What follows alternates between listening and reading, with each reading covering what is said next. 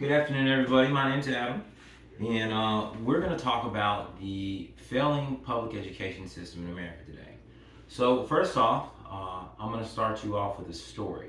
Um, we'll talk about a child who was a middle child, older brother, a couple siblings younger than him, and for him, school was a way out. It was an escape from everyday life. It was a way to be heard when he was often unheard or neglected at home. Going to school, he knew that he could have a meal every day at lunch, and he would have people that really cared about him whenever he would do things in his class, and they appreciated him. He also went through his experiences of being bullied and the different things of life, right, that all kids go through or should experience. And it's a lot different these days. And so the person we're talking about is me.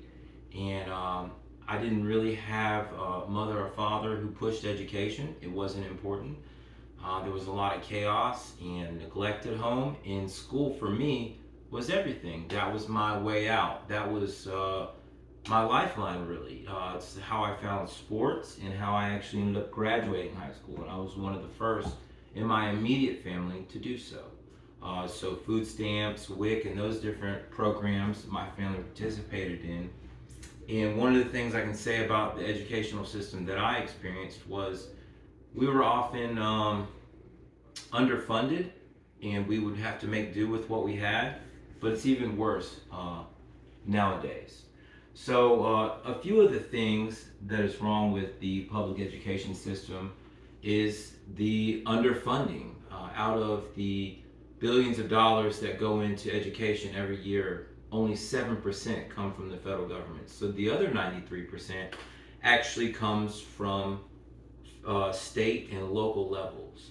So the 7% will cover different special needs areas for, as far as transportation, and how the money is allocated is the major problem. I have a graph in my slideshow, and it's going to show how uneven it is.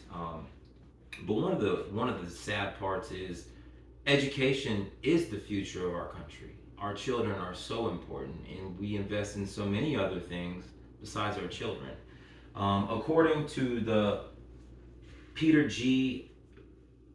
Peterson Foundation, the federal government only provides a small share of the educational funding through specific grant programs, and they're designed to supplement funding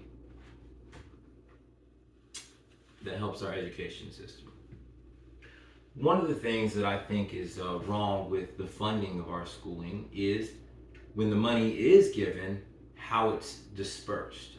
So according to the Economic Policy Institute, districts in high poverty areas, which serve large shares of students of color, get less funding per student than districts in low poverty areas, which are predominantly white or Caucasian students.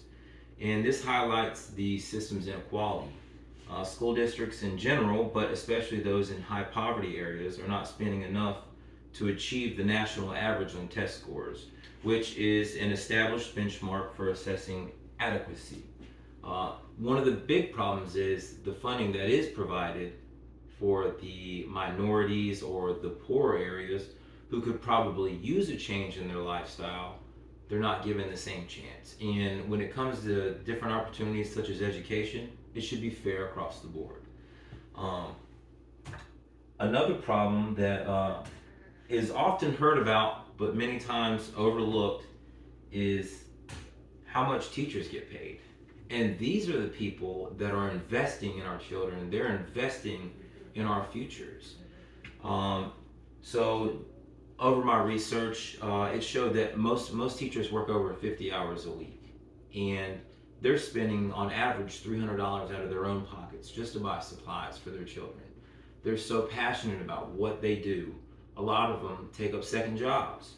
It's even proven that 58% of the teachers in America have a master's degree, but more often than not, they make as much as somebody with a bachelor's degree. And it just doesn't make sense to me, and it shouldn't make sense to anybody, but teachers are often overlooked and not heard.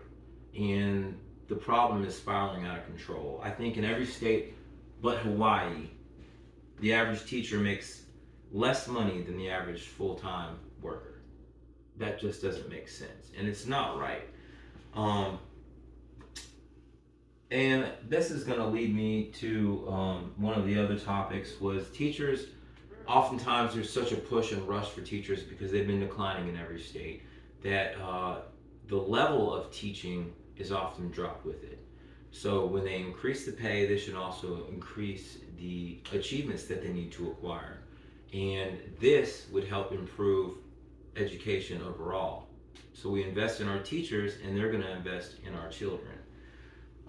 The last thing we're going to talk about, which is another problem, one of many problems with our education system, is standardized testing.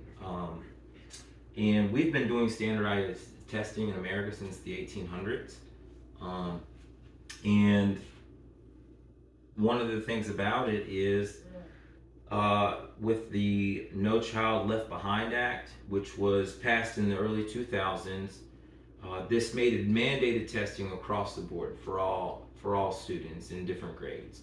And the problem with standardized testing is that it doesn't test anything but math, English, and science or history. It just has basic tests. So some of the other things, as far as being creative or having soft skills or thinking outside the box, it doesn't test those things, and it's not an adequate test of or a real measure of a student's true room for growth. According to Britannica, U.S. students slipped from being number 18 in the world in math to number 40 in 15 years. They also said that they went from 14th to 25 in science. They went from 15th to 24th in reading. Failures in the education system have been blamed on rising poverty levels, teacher quality, tenure policies, and increasingly on persuasive use of standardized tests. So we see the problem, we know the problem, but we need to act. So I think what we need to do is we need to go to PTA meetings. We need to show up when the boards are voted. And that, my friends, can help change America. Thanks for listening.